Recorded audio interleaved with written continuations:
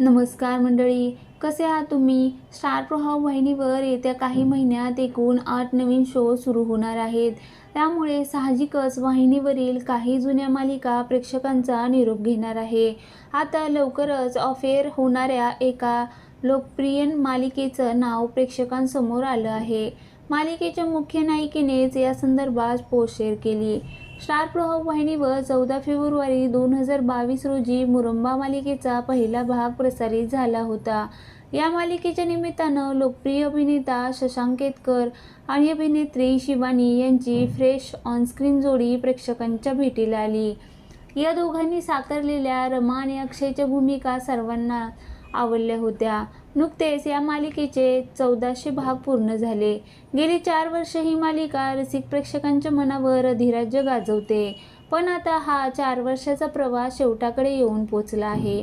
सर्वांची लाडकी मुरंबा मालिका लवकरच प्रेक्षकांचा निरोप घेणार आहे.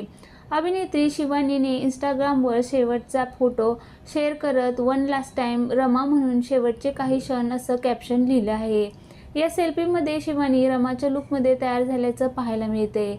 यावरून मुरंबा मालिका प्रेक्षकांचा निरोप घेणार असल्याचं स्पष्ट झालं. याबाबत पोस्ट ही सोशल मीडियावर व्हायरल होत आहे.